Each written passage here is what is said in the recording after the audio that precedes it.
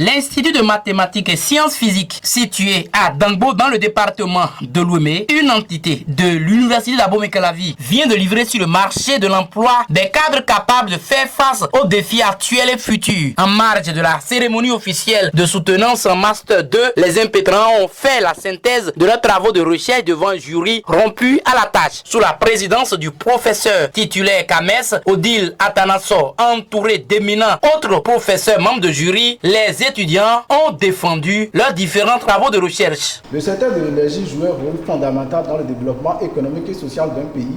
Au cours de cette dynamique se trouve l'approvisionnement en produits pétroliers, carburant essentiel pour les transports et l'industrie.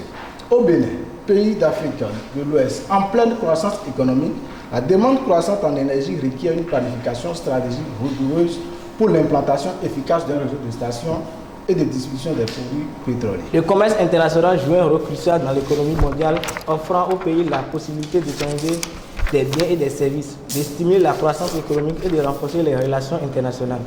Pour les économies en développement comme le Bénin, situé en Afrique de l'Ouest, l'identification de partenaires commerciaux appropriés est essentielle pour optimiser les flux commerciaux.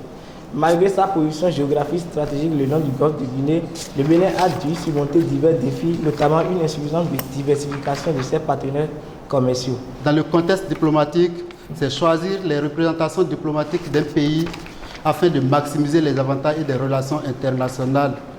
Pour cela, nous allons examiner comment le Bénin peut opérer le choix de sa carte diplomatique pour renforcer sa position dans l'économie mondiale. Face aux membres du jury, les impétrants ont répondu aux différentes préoccupations. Les 12 sites optimaux que nous avons identifiés sont Carrefour Agata, Carrefour Setogolier et Carrefour Mohamed, Tokota, Doha, Aboku, Davier, le nouveau goudron, Saint-Pierre-Paul, à Conabert, Place des Unités, le nouveau goudron toujours, après l'hôtel Unité, et Pépé Wando et Koutambé.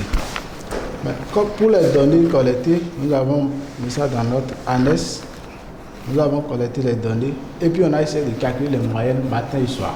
On s'était basé sur la méthode électrique pour résoudre le problème. Mais à la fin, on s'est dit qu'il fallait quand même un petit modèle pour comparer le résultat obtenu avec la méthode électrique. Okay. Donc c'est à ce moment qu'on a créé le petit modèle. C'est pourquoi quelque part dans le livre, nous nous intéressons aux 5 meilleurs partenaires. C'est pourquoi dans le premier temps, on a choisi n égale à 5 pour voir si on aura exactement ce qu'on a vu avec la méthode électron 1.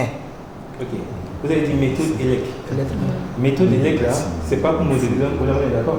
C'est une méthode de résolution. Donc, à partir de notre graphe, on constate donc que le Brésil et l'Argentine sont alors frontaliers. Et par conséquent, on ne peut ouvrir une seule ambassade sur les deux pays. Et donc, cela se traduit par notre contrainte qui est au tableau là actuellement, IS-23 plus IS-39 inférieur ou égal à 1. Donc il se peut que les pays dans les contraintes qu'on a choisies, qui n'aient même pas de représentation compte tenu du nombre que nous voulons. Donc c'est ça qui est fait ici, c'est pour l'Asie. Nous avons pour l'Europe également. Et ces contraintes expliquent le nombre d'ambassades à créer par continent. Ici, nous avons fait ça par continent. Passé cette étape, le jury a délibéré sur les résultats des impétrants. Le jury accepte le travail et vous donne la mention très bien. Le jury accepte le travail et vous attribue la mention bien.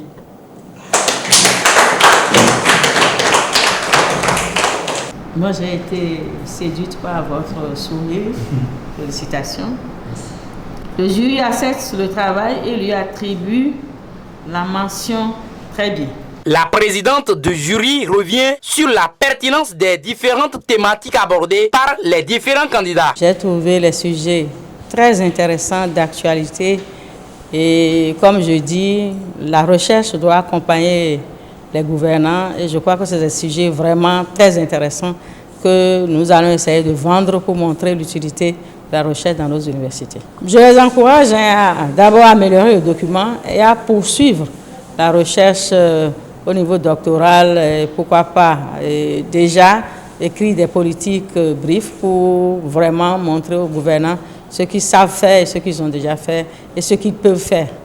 Félicitations à eux et nous sommes fiers d'avoir des étudiants de ce niveau-là. Les candidats très honorés livrent leurs impressions. Je suis content. Moi, je reconnais que c'est intéressant pour suivre ce genre de recherche. Pourquoi pas pour les études, pour la thèse, et avoir un sujet et un document et faire une recherche vraiment bien approfondie et bien structurée. Je suis hyper content parce que ça a été un long parcours et aujourd'hui, nous avons essayé de terminer ça et ça nous a plu. C'est quand même bien, ça s'est bien passé, on rend grâce à Dieu et que nous voulons quand même, on a pris en compte les critiques et suggestions et allant dans le sens de l'amélioration de notre travail, on va prendre ça en compte pour les recherches futures. Je suis très content de ce qui s'est passé tout à l'heure. Vraiment, les jurys, ils nous ont fait beaucoup de reproches, mais nous sommes très contents. Je pense qu'avec la prise en compte de ces reproches, nous allons beaucoup améliorer nos travaux. Signalons que ces travaux de recherche en Master 2 ont été conduits sous la supervision du professeur titulaire CAMES de l'Université d'Abomey-Calavi, Guy Emma Degla, dans l'option recherche opérationnelle de l'Institut de mathématiques et sciences physiques IMSP.